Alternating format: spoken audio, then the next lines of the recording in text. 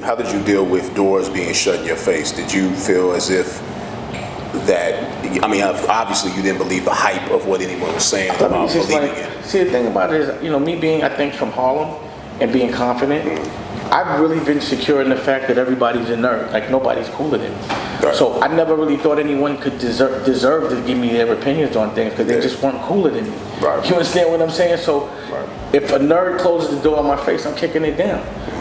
By asking me, how did I feel about them closing the doors? Rockefeller. That's how I felt about it. Exactly. I came back through and said, I'm going to take the whole industry. Right. You understand what I'm saying? That's the answer. Right. How did I feel about it? I laughed at those guys. I laughed at guys closing doors in offices that they didn't own. That's why you put that middle finger up in that picture. Like I always thought it was funny. I was like, damn, y'all, and I still think it's funny. When people make me the underdog, it's funny because they don't understand what the game I'm playing. Just because I'm not playing your game, or just because I'm not moving at the pace you moving, it don't mean I'm wrong. You know what I'm saying? Your win ain't the same win as mine. And it's never been. Like what I've always, like when someone thought a record deal was dope, I was like a label deal. You understand? Like you got a record deal, you should have a label deal. You might have a TV show, you should have a network. That's just how I think. I have boss thoughts. I'm always thinking boss. I don't know what chapter right there. Boss thoughts. I don't calm down. Yes. I don't know any other. I don't know any other language but boss language. You know what I'm saying? So when people don't talk in boss to me, I don't know what they're saying. You know what I'm saying? It's a language. There's approach. It's a language. Like people approach things like bosses, and people approach things like workers. A lot of people don't want to be bosses because there's so much responsibility that come with it. Yeah. You understand? They're scared of it, and I always say that. You understand what I'm saying? Right. But a boss only can think about it in boss terms. So if somebody says they want to get in business, some people might say, "Oh, I need somebody to give me a job." That's not a boss thought. Right.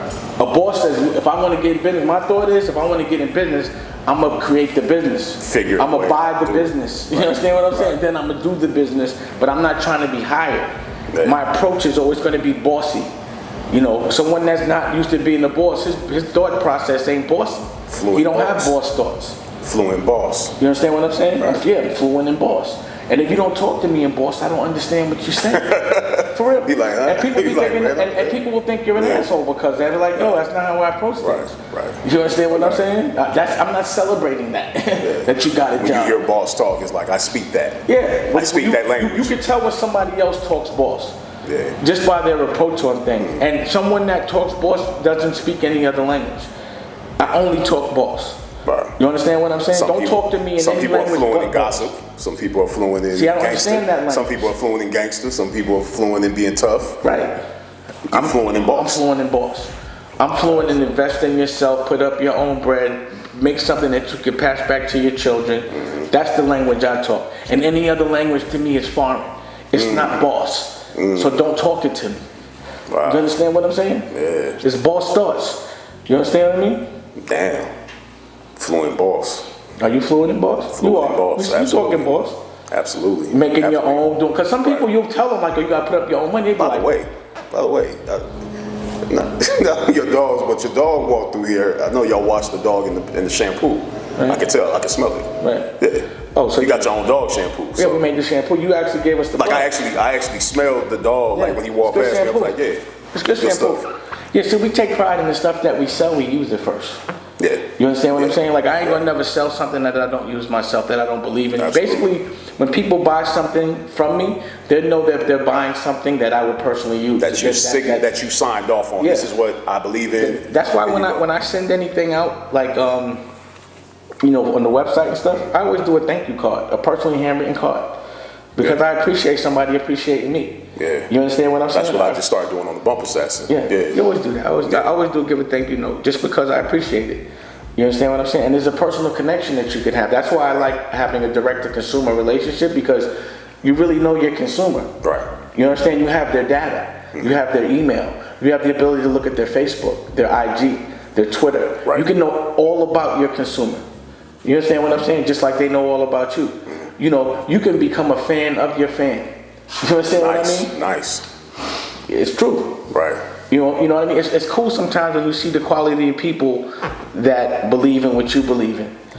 You understand what I'm saying? So Right. sometimes, There's a connection there. There's a if connection somebody there. might say something nice about, the way we've inspired them Yeah. with the hip hop motivations, I might look on their page and usually they're doing something positive. They're good quality people. Right. With their family or, Yeah, like I know that the people that believe in what I'm saying believe in being adults, believe in taking care of your family, and being independent, and being a man, or being an adult. Period. Mm-hmm. Investing in women. There's all this. There's a common thought. Yeah. For people that are looking at this and wanting that kind of like you gotta want that. Some people don't want to, that life. They don't consider that good. They don't believe in family. They don't believe in investing in themselves. They don't believe in working a little harder so that someone they love doesn't have to work so hard. But that's just not the cloth that I'm cut from, and that's not usually the kind of people that believe in what I believe in. Absolutely. They speak fluent employee. Yeah, they speak employee. They speak employee. They speak bubblegum. You know what I'm saying? Like, I don't understand bubblegum. You know what I'm saying? Like, Daniel wanted to put that word up for you. That's that bubblegum shit. OG Daniel. Nobody wants to hear bubblegum. Bubblegum. Right. And, yeah, man. Nah, that's real, man. Fluent boss. Yeah, talk boss. Yeah. I think in boss. I Talk dream like in boss. Talk like boss. Damon Dash. What's happening? It's the big homie Kenyatta. Make sure you like, comment, and subscribe to our YouTube page. And if you haven't already, hit the notification so you can get an alert each and every time our hip hop motivation videos come up. And also, thank you for your support. Peace and blessings.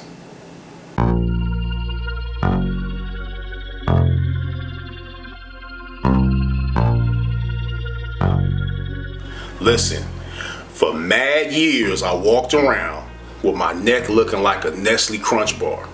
I had to do something about it. What I found is that a razor bump is nothing but an ingrown hair that curls into the skin and causes the skin to become enlarged or inflamed, making it look like a bump. But it's not a pimple. It's a hair that grows into the skin causing inflammation. You have to remove that hair, and then you have to use yourself a nice skin astringent, something that can do the trick, something that can get rid of those razor bumps. So what did I create? Bump Assassin, organic skin astringent. To order your own bottle of Bump Assassin, go to hiphopmotivation.bigcartel.com.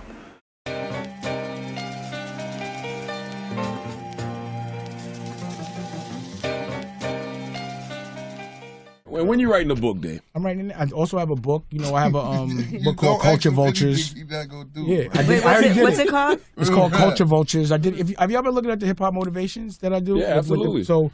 Me and Kenyatta did a book, and it's already written. He wrote it. We done with it, and I'm also giving it out in different ways. So it's gonna be an auditory experience as well. It's a series. The Fashion Game. Culture Vultures, the book. In business, Damon's a guy that's worn many hats.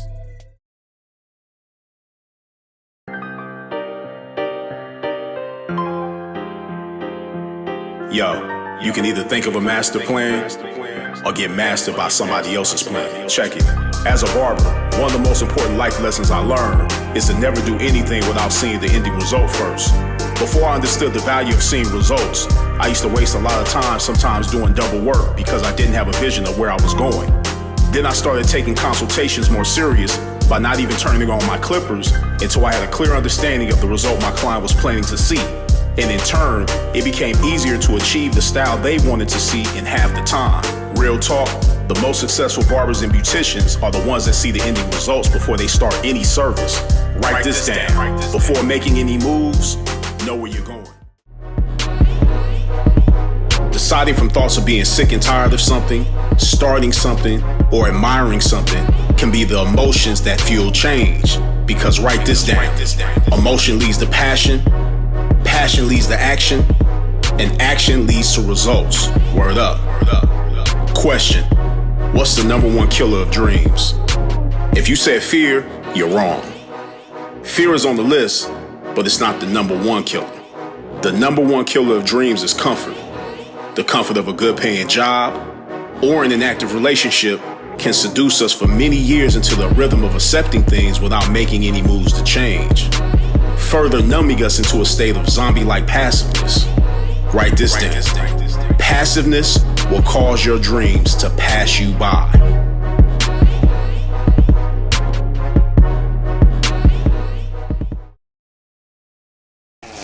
Dash thing. Nah, I don't want to chill out, bro.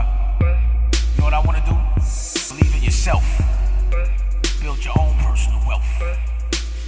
Then that becomes personal health. Think I'm rhyming. How about that? Everything go down here. Just gotta, know what I mean, be a little smart.